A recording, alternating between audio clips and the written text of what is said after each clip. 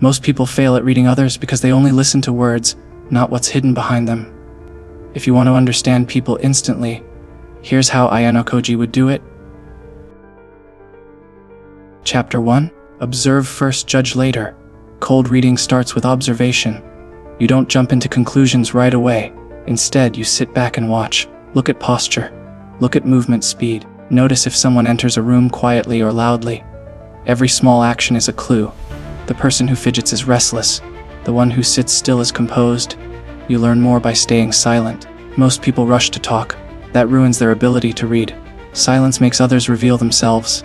Ayanokoji uses this every time. He lets people expose their habits. When you withhold judgment, you avoid bias. Bias blinds you. You start seeing what you want to see, not what's really there. So stay patient.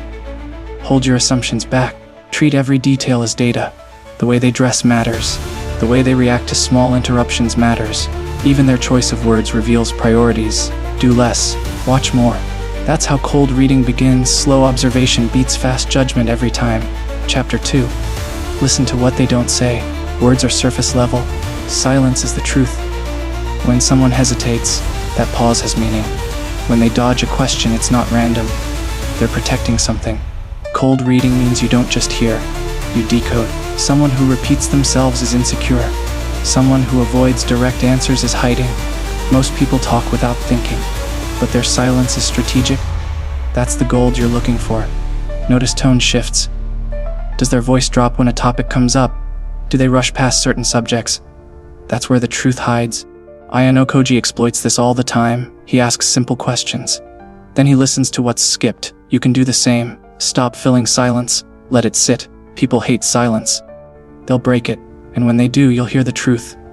That's cold reading at its core. Noticing the gaps more than the words. Chapter 3. The power of microexpressions. The face betrays emotions faster than words. People can fake smiles, but not microexpressions. These are quick flashes of emotion, half a second. A twitch of the eyebrow, a tiny smirk before they hide it. That's the signal. Cold reading uses these flashes. Anger, fear, disgust, surprise, they all show up briefly and then vanish. Train yourself to spot them. Watch conversations around you. Notice when faces glitch, like the system slips for a second. That's real emotion leaking out. You can't always trust what's said, but you can trust what's shown unconsciously. Ayanokoji uses this to control timing. He knows when someone is bluffing. He knows when they're nervous. Because the microexpression exposed it. It's small details like these that let you stay steps ahead.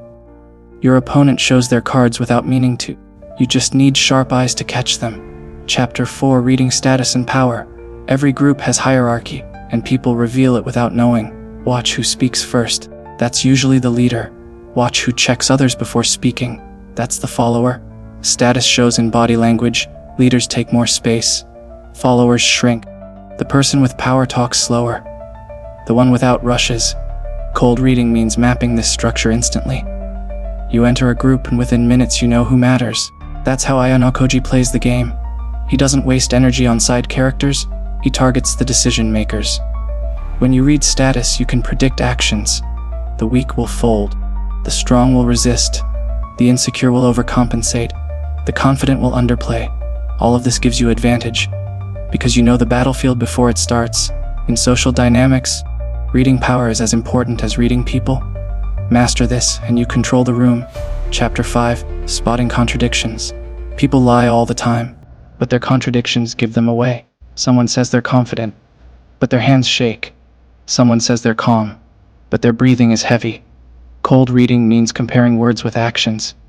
Actions always win. If they don't align, you've caught the truth. Ayanokoji watches for cracks like these. He knows people aren't consistent. That's how he traps them. You can do the same. Don't take statements at face value. Cross-check behavior. Even small details matter. Someone says they're broke, but they just ordered something expensive.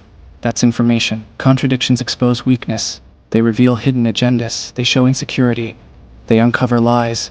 Most people ignore these small signals. But that's the difference between guessing and knowing. Spotting contradictions makes your read accurate. It gives you leverage, because you see the truth before anyone else. Chapter 6. Use strategic questions. Questions are tools, but not all questions are equal. Ayanokoji asks simple ones, not complex. The goal isn't to overwhelm, it's to unlock. Ask about preferences. Ask about habits. Watch the reaction. People reveal themselves by how they answer, not just what they answer. Do they light up when talking about something? That's their interest. Do they shut down instantly? That's discomfort. Cold reading uses minimal effort for maximum reveal. One short question can open a full profile. Ask, do you prefer working with people or alone? That answer shows social style. Ask, what do you usually do on weekends? That reveals priorities. Don't interrogate. Keep it light. Keep it casual. They'll reveal more when they don't feel pressured. That's how you collect data. Then you connect the dots. Cold reading is puzzle work. Questions are the pieces. But you only need a few to complete the picture. Chapter 7. Environmental clues. People leave traces everywhere. Their environment is an open book. Cold reading doesn't stop with the person. It includes surroundings. Look at their desk. Is it messy or clean? That shows personality. Check their phone wallpaper. It reveals priorities. Even shoes tell a story. Worn out or polished. You can read habits. Someone who's careless with small things is careless with big things. Ayanokoji scans environments instantly.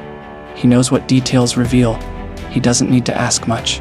The room speaks for the person. Most people ignore these signals, but environments never lie.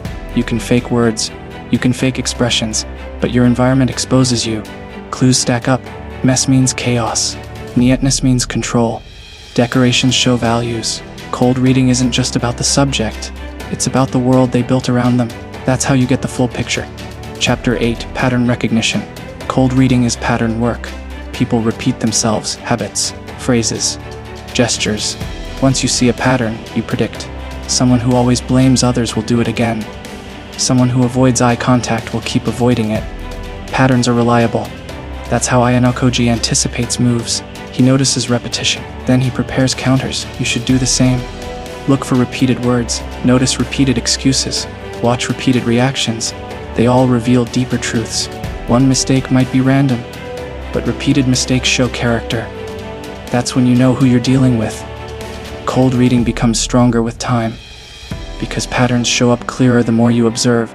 Once you know someone's pattern, they become predictable, and predictable people are easy to control. That's the essence of this skill. Chapter 9. Emotional calibration. Every person has a baseline, a usual way of acting. Cold reading means finding that baseline fast, then noticing when they break it. Someone is usually calm, but suddenly they're tense. That spike matters. Someone is usually quiet, but suddenly loud. That shift is the signal. Ayanokoji uses this constantly. He studies baseline, then he waits for the break, because that's where truth leaks. Don't just measure people in isolation. Measure them against themselves. That's how you read emotions accurately. Baseline shows normal. Deviation shows stress. You don't need to guess emotions, you compare. This removes bias. It gives accuracy. Cold reading is sharper when you calibrate. One person's normal isn't another's. That's why calibration matters. It's not universal, it's personal. Get this right and your reads will be precise. Chapter 10. Stay invisible while reading. The key to cold reading is staying unnoticed. You can't let people know you're analyzing. Otherwise they change behavior. Ayanokoji is a master of invisibility. He blends in, he acts uninterested. Meanwhile, he's collecting data. You should do the same. Don't stare too hard, don't interrogate. Keep it natural. Make it feel casual. Blend reading into conversation. Look like you're just listening, but you're decoding. This invisibility makes your reading pure. If they know they're being studied, they mask. That ruins accuracy, so never reveal your hand. Act like you're passive, but stay sharp. It's the art of hiding in plain sight. That's why Ayanokoji is always 10 steps ahead. He's invisible while working. You should aim for the same. That's how cold reading becomes unstoppable. Final thoughts. Cold reading isn't magic. It's not guessing. It's data collection, observation, connection, and silence. Most people fail because they rush to conclusions, but you now know the tactics Ayanokoji would use. Observe first, listen to silence, catch micro-expressions, map power, spot contradictions, ask smart questions, scan environments, see patterns. Calibrate emotions. Stay invisible. That's the full system. If you practice this, you'll never walk blind again. People will expose themselves without realizing it, and you'll stay 3 steps ahead. Be elite, stay elite.